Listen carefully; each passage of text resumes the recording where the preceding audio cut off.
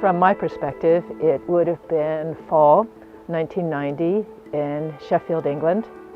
And I was there for about a year studying at a center there.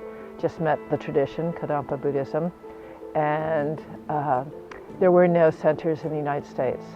And I was quite torn because I felt I had found my spiritual path, but it was in England and Spain and not in the United States, so that was difficult. And so I made prayers, and then I told my teacher, Genwangchen, that I'd like to request that they send a teacher to the United States. Concurrently, there were other people around the United States requesting. So actually someone in Florida, people in San Francisco. So there were a number of causes and conditions that came together. So that was fall 1990, and Geshe-la sent a teacher in 1991 to San Jose, California. Well, the early history is that it's the very first center that Geshe-la established in the United States. In 1985, probably some of you know, there was a concert, a Live Aid concert, which was really, in the UK at least, was the first time pop stars had appeared on TV en masse with the purpose of raising funds, and they were raising funds for the Ethiopian famine, a terrible famine in Ethiopia, and all these horrible, really haunting images used to appear on the news every night of starving children. Somebody invited Geshe-la to watch it. You know, his reaction was he wanted to give these people everything he had. And the only possession he had at the time was this beautiful car that someone had just given him because he was doing increasing travels to teach around the UK. So he called his benefactor and asked if he could sell the car and give the money to Live Aid. And the local paper ran a story with a delightful picture of Geshe-la standing next, he's very small, 5'5", and he's standing next to this huge car that he's just sold. And this story made it into the local newspaper and then got syndicated around the world. So back in Palm Springs, there is a man called Leland C. Miller, and he read the story. And he was the head of something called the Kilner Foundation, which gave like non-profit grants for worthy causes. And as chance would have it, he had bought Clear Light Bliss in his local bookstore a few months earlier and absolutely loved it. And he put the two and two together, and he thought to himself, as he said later, that this is the real deal. Geshe Kelsang is the real deal. He contacted Geshe-la and requested him to come to America to teach, which is an extraordinarily auspicious thing to do. So Geshe-la went to America, and that, of course, it was during that visit that Geshe-la founded Saraha Center, which is the first Kadampa center in America.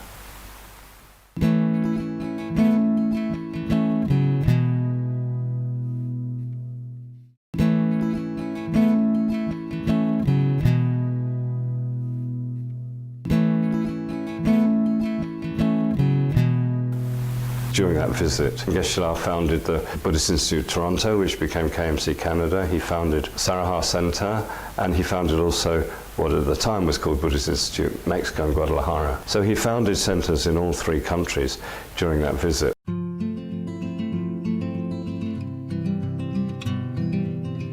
Well, I was still in England at the time. I was still living in England, but I had called a friend of mine from the university where I was working to try to find a venue.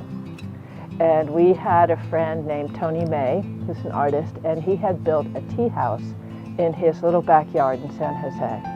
And the classes were held in Tony's tea house, which probably sat a dozen people. The center was going back and forth between being headquartered in San Jose and San Francisco. And that went on for a while. And then at one point, Geshe-la said, San Francisco. Center it in San Francisco. So I first went to San Francisco in, I think, early 90s. The first thing any Brit notices when they go to America is the culture of self-reliance. It's a strong-minded people, confident people, and I felt, especially in San Francisco, there's this kind of can-do mentality. In California in general, we can do it. And I appreciated that a lot. People didn't hold back. If you present an idea and they think it's a reasonable idea, they just got into it. One time I was approached by one of the students who was on FP in San Francisco. He'd come into some money and he wanted to donate it to the centre, and could I think of some use for it? It was a substantial sum. At that time we were trying to acquire a property, and we found this property down in the Marina district. Later it fell through, but before it fell through, I said to him, why don't we get a large Buddha statue to put in the new centre? This is just after the main statue in Manjushri had been cast. That statue Geshe-la designed. And they had told us that it was possible to maybe cast 2 or 3 more statues from that mould. So I said, well, why don't we find out if we can get an 8-foot Buddha, bring to San Francisco. So I announced, just sort of after FP, we were all sort of hanging around, and I said that somebody had offered this, well, we needed quite a bit more.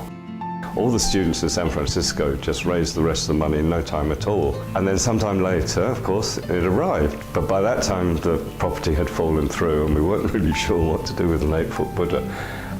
So Geshe-la suggested that it be taken to New York and used in the new temple which they were building.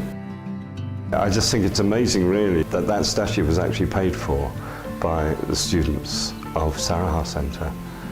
I'm sure some remember that, but maybe some don't know that. So some extraordinary karma was created by the people of San Francisco to bring the first Buddha statue first Kadampa Buddha statue to America. We had a large Buddha statue that we donated to KMC New York, which is the big Buddha at KMC New York. And so we were gathering things to fill it and paint it and so forth. And there was one time when a group of kids came from Marin to visit us. They were about 6 or 7, they were kindergarten. And we called Geshe-la. Those were the early days when you called Geshe-la and you had a question. And we said, what should we do with them? And he said, let them crawl around the Buddha, draw lotuses, ask them to sit down, close their eyes, and ask them, where is your mind? What is your mind?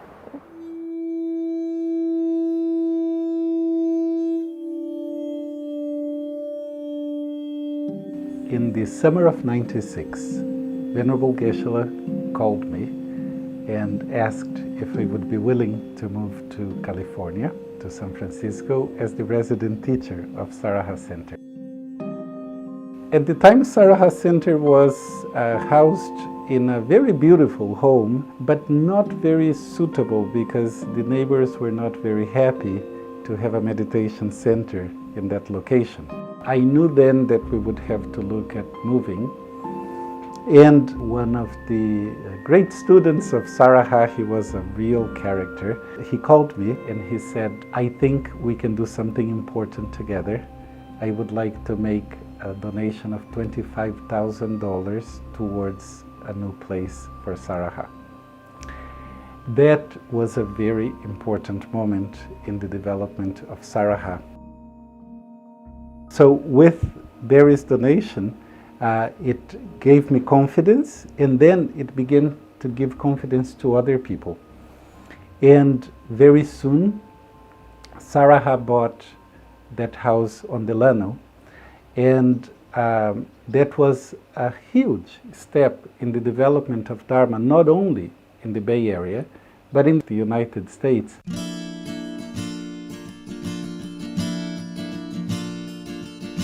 You know, getting it going in the early days was really exciting, and all the different teachers.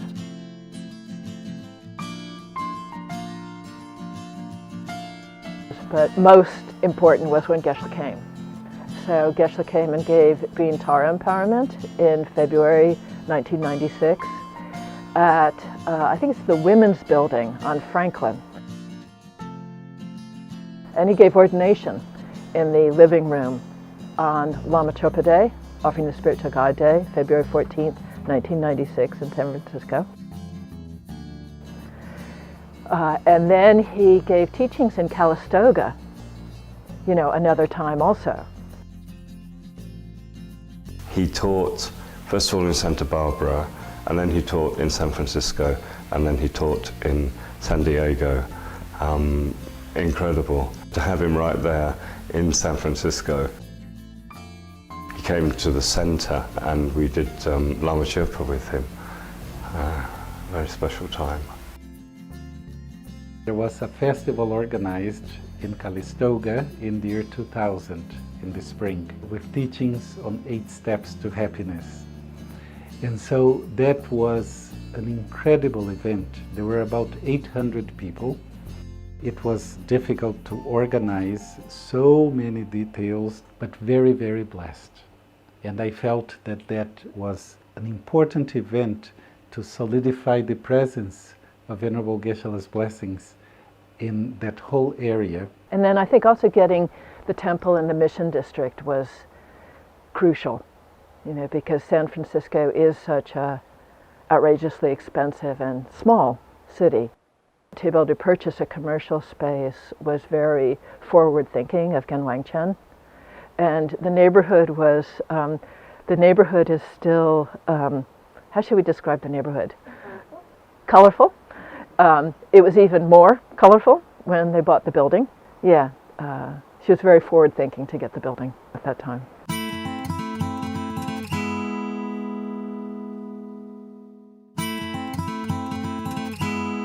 It's a great place for a Dharma center. I mean, in some ways I don't think you could have a better place because it's a very mixed neighborhood where you have poverty and some crime and long-term communities and families that are there, but you also have a newer population with fancy restaurants and a lot of young energy that's very international. People in their 30s that are just roaming the neighborhood, looking for, really often looking for how to make their lives meaningful, often looking for answers.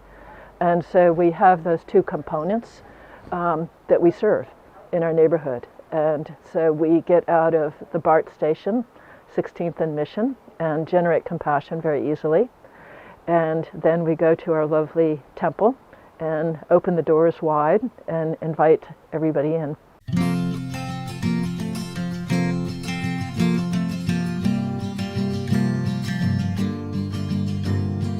The thing that you notice is the people, is there's such friendly people.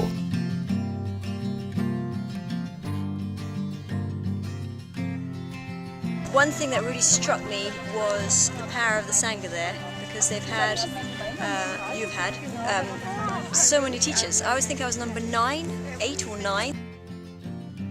So I got there to an incredibly strong Sangha. People who've been around for many years and who have really good hearts, amazing Kadampas.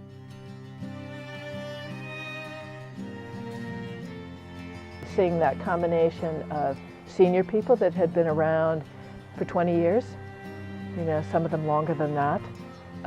So senior, established, solid practitioners, and then all that young energy of the Mission District in San Francisco. So that lively combination, that's one of the unique things I think about KMC San Francisco, is that combination of senior practitioners and then lively young practitioners too that are quite international.